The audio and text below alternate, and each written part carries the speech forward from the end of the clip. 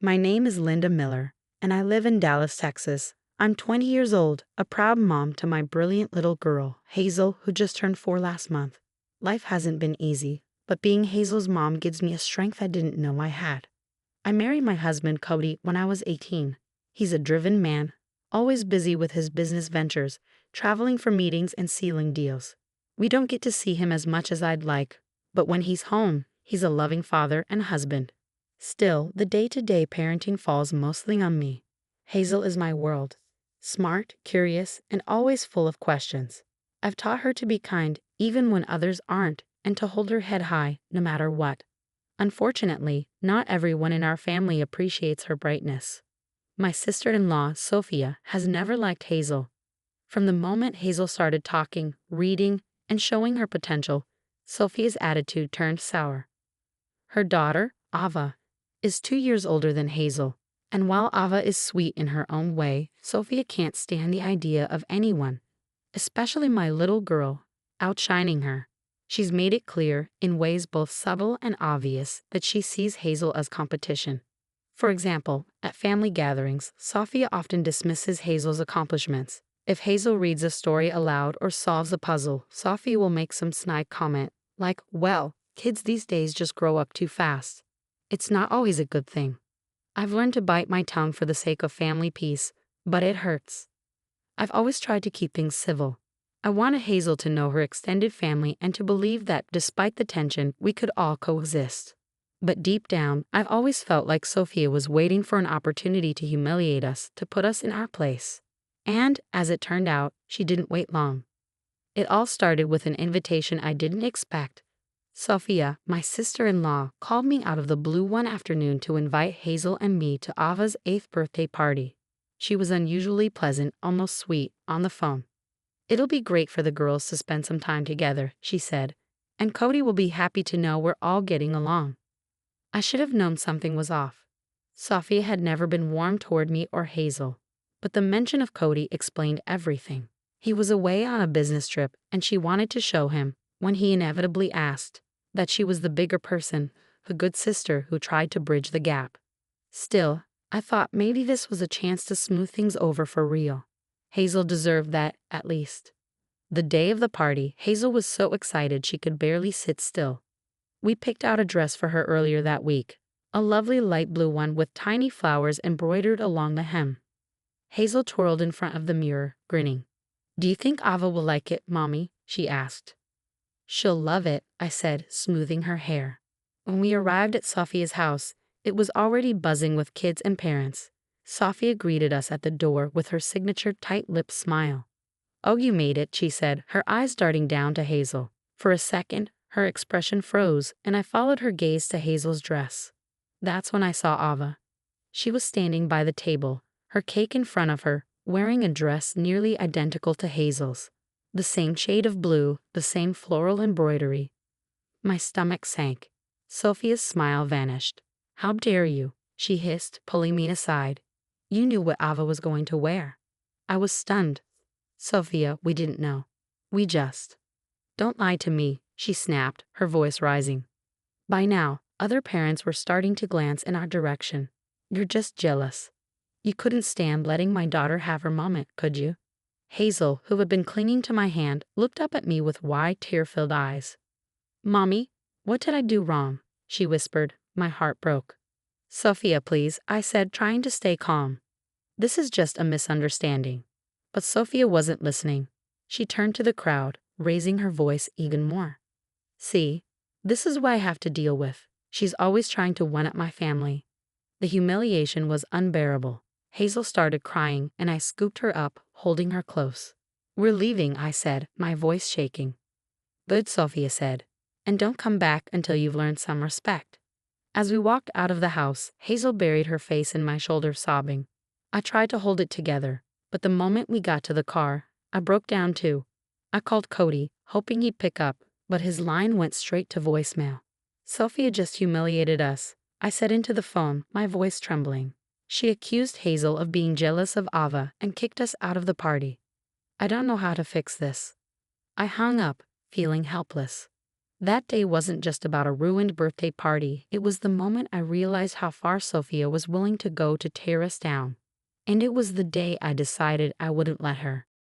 Hazel deserved better. We both did. A year passed after that disastrous birthday party, but the sting of that day never really faded. Hazel and I moved forward the best we could.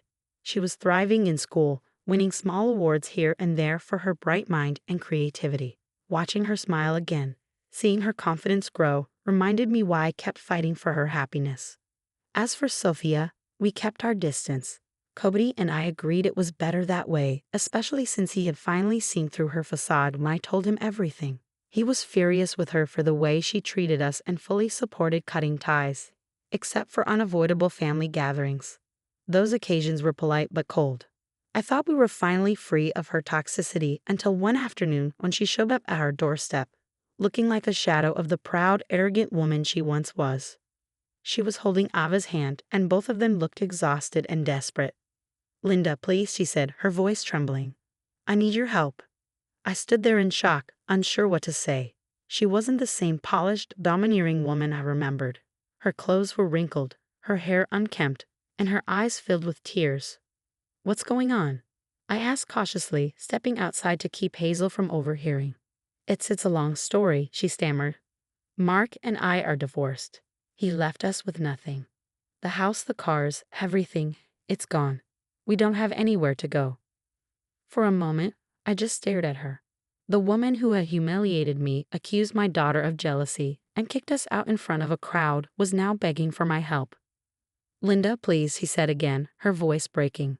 "We're family. Ava and I just need a place to stay until I can get back on my feet." My mind raced. She was asking me to let her into my home, the same home where Hazel should feel safe and loved. How could I allow someone who had treated us so cruelly to come back into our lives? But then I looked at Ava, who was staring at the ground, clutching a worn-out teddy bear. She looked so small, so scared. A part of me felt for her. None of this was her fault. I took a deep breath. "Sophia," I said slowly, "after everything that happened, do you really think I could trust you in my home? Do you remember what you did to Hazel? How you made her cry and humiliated us?" She started crying, shaking her head. "I know I was wrong, Linda. I was bitter and stupid, and I see that now. Please, I'm begging you. I have nowhere else to go." My heart ached, but I couldn't ignore the anger and protectiveness I felt for Hazel. Letting Sophia stay with us felt like betraying everything I had worked so hard to rebuild. Yet the guilt of turning her away gnawed at me. I had to choose, stand firm for my daughter and myself, or give in for the sake of family. In that moment, I realized this wasn't just about helping Sophia. It was about whether I was willing to allow toxicity back into our lives. I owed Hazel more than that, and I owed myself the peace I had fought so hard to reclaim. Sophia's pleading face stayed with me all day, even as I tried to focus on Hazel and our evening routine. My mind replayed her words, her tears, her desperation. But then, like a counterweight, I remembered Hazel's tears at Ava's birthday party, the way she clung to me, asking what she'd done wrong. That memory solidified my decision. I wasn't going to let anyone, even family, disrupt the peace we built. When Kody came home that evening, I told him everything. He listened quietly, his jaw tightening as I recounted Sophia's arrival and her pleas for help. "So, what do you want to do?" he asked finally. "I can't let her stay here," I said firmly. "She hurt Hazel too deeply, and I won't let her use us now just because it's convenient." Kody nodded. "I agree. If she disrespected our family once, she'll do it again. We don't owe her anything." The next morning, Sophia showed up again, this time without Ava. I stepped outside to meet her, closing the door behind me. "Linda, I know you're upset," she started, her voice trembling. "But we're family. I'm your sister-in-law. You can't just turn us away." "Sophia," I said, my voice steady but firm, "family doesn't treat each other the way you treated Hazel and me. You didn't just hurt us. You humiliated us, insulted us, and made Hazel cry in front of everyone. And now, because you need something, you want me to forget all that." Her face crumpled, and she dropped her head into her hands. "I was wrong, Linda. I know that now. I've lost everything. Please, just give me a chance." "I have to think about my daughter first," I said. "Hazel is my priority, And I won't let anyone who disrespects her into her safe space. You made your choices, Sophia. Now I'm making mine. She looked up at me, her eyes filled with a mix of anger and despair. So that's it? You're just going to turn your back on me? I'm not turning my back on you, I said. I'm standing up for my daughter and myself. We've come too far to let toxicity back into our lives. Just then, Kody opened the door and stepped outside. Linda's right, he said, his voice calm but resolute. We don't have space for anyone who can't respect our family, especially our little girl. Sophia stared at him, her mouth opening and closing as if she wanted to argue but couldn't find the words. Finally, she turned and walked away, her shoulders slumped in defeat.